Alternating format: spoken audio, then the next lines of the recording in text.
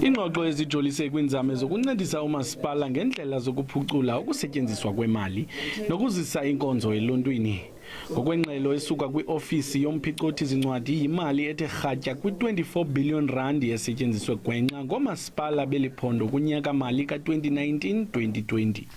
24 billion of irregular expenditure that was not dealt with as investigations into determining the people who are liable are taking too long, which also goes back to that fact that consequence management is not happening or not happening at the pace quick enough to be able to deal with these things. Urhulumente wephondo ubongoze oomasipala ukuba bayithobele imigaqo-nkqubo yokusetyenziswa kwemali ngendlela eyiyo.